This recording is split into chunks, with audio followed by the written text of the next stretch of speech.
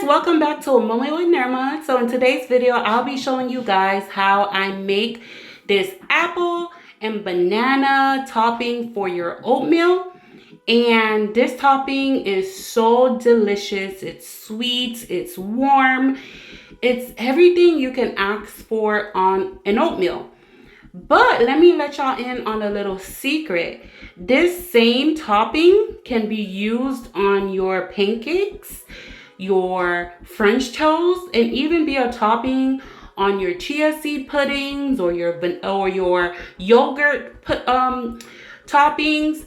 This is so versatile. And so if you want to know how or see how to level up your oatmeal, go ahead and continue watching. And if you're not yet a part of this family, I would love you to go ahead and like this video, subscribe to this channel, and if you want to be alerted on when I drop these plant-based videos, go ahead and hit that notification bell. So let's get started. You're going to use 4 apples. So you're going to clean your apples. You're going to soak them up in whatever solution you soak up your fruits and vegetables, right? Clean them apples off, y'all, okay? Then you're going to cut your apples into pieces. Now, the sizing is really up to you. It doesn't really matter, but this is how I did it, and it worked out. So 3 bananas, maple syrup, Ceylon Cinnamon, Himalayan salt, Almond Extract, Madagascar Vanilla bean. Y'all, this is a game changer. I wouldn't suggest you skip it, but there is another option if you don't have the Madagascar Vanilla bean on hand. And then you're going to have 1 lemon as well. Now to a medium-high heat, you're going to add your apples. Then you'll add about 2 tablespoons of your maple syrup. Some people would add brown sugar here, but because we're watching the sugars that we put in our bodies, we try not to use too much sugar, so maple syrup works perfectly. Now we added 2 teaspoons of cinnamon. You can add more or less.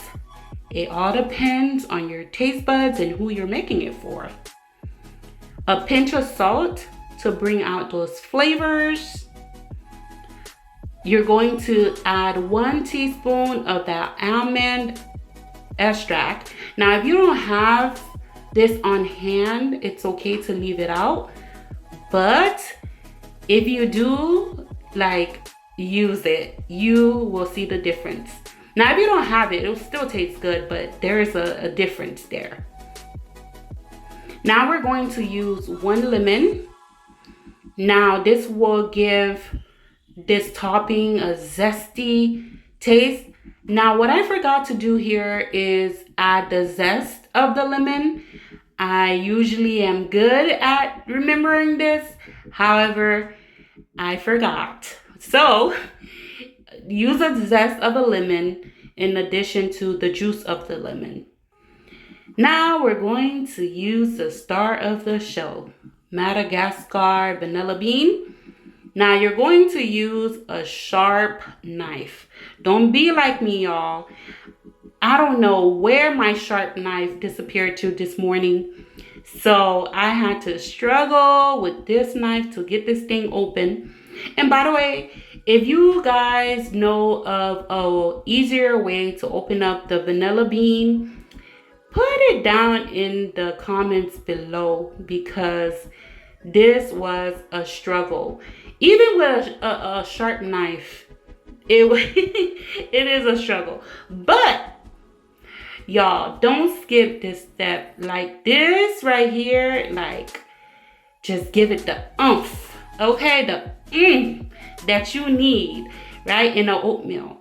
right? We're not gonna stick to boring oatmeals anymore. We're gonna level up our oatmeal. And one of the ways you're going to level up your oatmeal is by not forgetting to this step right here. But again, if you don't have it on hand, regular vanilla extract will work as well.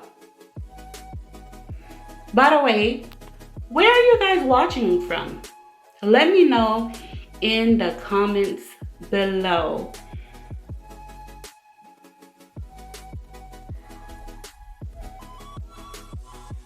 So as you all can see, I finally got it to open, and look at all this goodness. Look at all of this vanilla bean. Now, normally I would add 2, but because I've already have some in the oatmeal porridge, I just stuck with 1. Okay? So here in your mixture, you're gonna add it. And y'all, don't be like me. Don't use the aluminum spoon in a stainless steel pot, because you could very well scrape the bottom of the pot, which is, you know, if that material gets in your food, then it's a health hazard. And so I realized that after mixing, okay? But thank goodness I was not mixing hard or anything like that. But be mindful. So once you have the vanilla bean mixed in very, very well, then you're now going to put a lid on your apples, and then you're going to let that cook for 10 minutes or until soft. Now, I don't like my apples to be mushy. And so I checked it once before the 10 minutes was up, just to make sure it was not on the mushy side. But if you like your apples mushy, then, you know, by all means, let it keep cooking over the 10 minutes. So this is how I like my apples to look.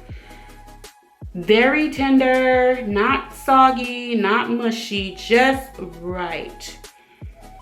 Now we're adding our banana, and when you add your banana, you're going to turn off the stove and you're going to put the lid back on. Now this is going to allow the juices to be infused in the banana.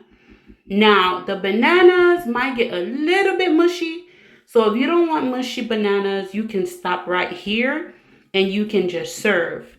But me, I want the liquid to be infused in the banana. So I'm going to turn off my stove, leave it on the heat, and put a lid on for about 5 minutes or even less.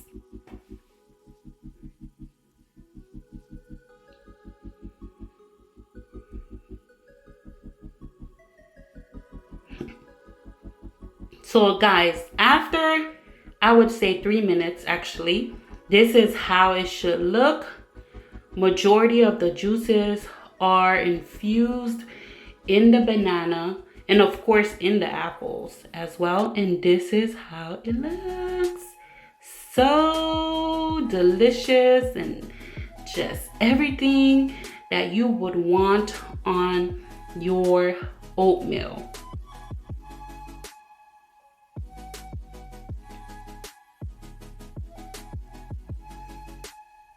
Now let me know in the comments below if you have ever tried this before, and if you haven't, will you give it a try?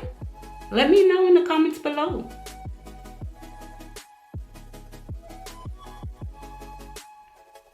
So as I mentioned, this topping is very versatile.